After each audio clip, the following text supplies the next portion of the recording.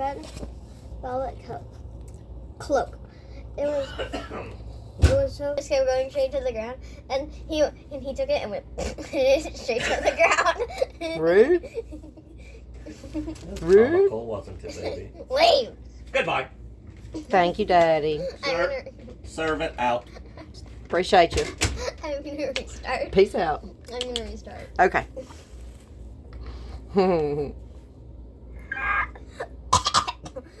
Okay.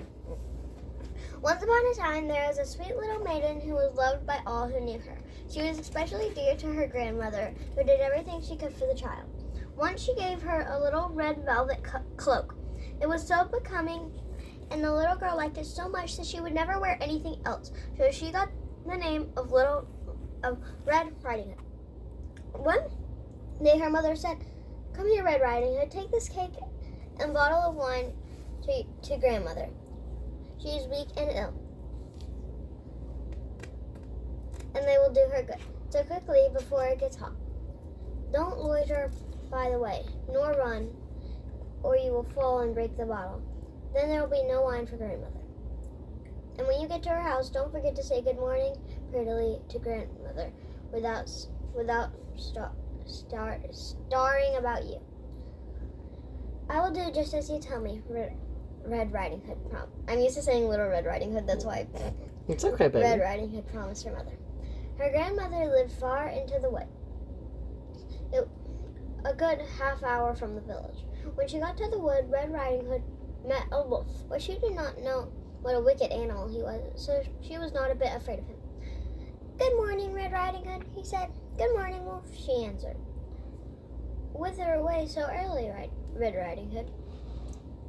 "To grandmother's." "What you have in your basket?" "Cake and wine. We baked it yesterday, so I'm taking a cake to grandmother. She needs it. It'll help make her well." "Where does she live, Red Riding Hood?"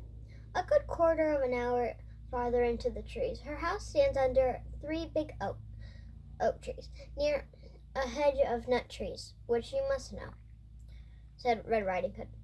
The wolf thought, "This tender little creature, I'll tell you, will be a plump morsel."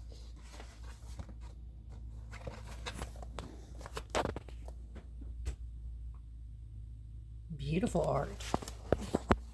Isn't it? Mm-hmm. "She will be much nicer to eat than the old woman.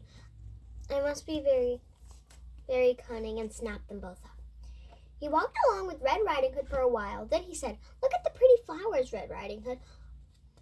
Why don't you look about you? I don't believe you even hear the birds sing. You are as solemn as if you were only going to school, and everything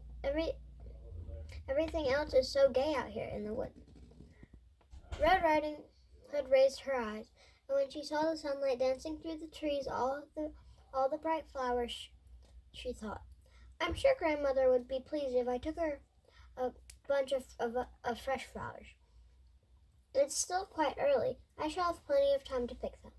So she left the path and wandered off among the trees to pick flowers. Each time she picked one, she always saw another, even prettier one farther on. So she went deeper and deeper into the forest. In the meantime, the wolf went straight off to the grandmother's college and knocked at the door. "Who's there?" "Red Riding Hood, bringing you a cake and some wine. Open the door." "Lift the latch," I called to the old woman. "I am too weak to get up." The wolf lifted the latch, and the door sprang open. He went straight into the bed without saying a word, and ate up the poor old woman. Oh, no. Why is that funny? That he ate the poor old woman up? Because there's this version I saw where it was like the thing had like a secret base and was hiding in a tree, and he eventually, like, they gave you a POV of the stomach, and the grandma's still alive in the stomach, and when he puked her up, she was still alive, just really and that's why I'm laughing. Because that's what you're envisioning? Yeah. Because then he put on her nightdress and cap and got into bed and drew the curtains. Red Riding Hood picked flowers till she could carry no more. Then she remembered she had promised not to loiter on the way to grandmother's. She was astonished when she got to the house to find the door open, and when she entered the room, everything seemed so strange. She felt quite frightened, but she did not know why. "Good morning, grandmother," she cried, but she received no answer. Then she went up to the bed and drew the curtain back. There lay her grandmother. She had drawn her cap down over her face, and she looked very odd. "Oh, grandmother, what big ears you have," she said. "The better to hear you with, my dear." Mm-hmm. This is the main part of all Red Riding Hood. This is it. "Grandmother, what big eyes you have." "All the better to see you with, dear." "What big hands you have, grandmother." "The better to catch hold of you with, my dear." "But grandmother, what big teeth you have." Not the teeth. "The better to eat you with, my dear." Hardly had the wolf said this when he made a spring out of bed and swallowed up poor little Riding Hood. When the wolf was quite full, he went back to bed and soon was snoring loudly. That's loudly. You got that part right.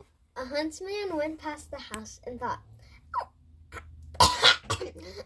"How loudly the old lady is snoring. I must see if there is anything matter with her." He went into the house and up to the bed, where he found the wolf fast asleep. "So, do I find you here, an old sinner?" he said. "Long enough I looked for you." He had raised his gun to shoot when it occurred to him that the wolf had eaten up the old lady, and she might be saved. So he took a knife and began cutting open the sleeping wolf. At the first cut, You don't normally hear about that part, do you? Ooh. he saw a little red cloak. After a few more slashes, a little girl jumped out and cried, "Oh, how frightened I was! It was so dark inside the wolf." Wow, I never heard the part where Little Red Riding Hood gets rescued from the wolf by cutting it open. That's cool. It was so dark in there. Next, the old grandmother came out, alive but hardly able to breathe. Red Riding Hood brought some big stones they filled the wolf with. He woke up, and how does he awake? He has slashes in him. Cut open, yeah. How'd that work? And tried to dash away, but the stones dragged him, and he fell down dead. Dead. Cool. Just checked out. They were all happy now. The huntsman skinned the wolf and took its fur home. The grandmother ate the cake and drank the wine, which Red Riding Hood had brought. She soon felt quite strong, and Red Riding Hood said to herself, "I'll never wander off into the forest as long as I live, when my mother forbids." The end. The end. Fantastic. I mean, that was kind of realistic. I mean, he would take the skin from the... You know what that's called? Like the skin of an animal that you use for like fur like that? No, not really. A pelt. Pelt. P-E-L-T.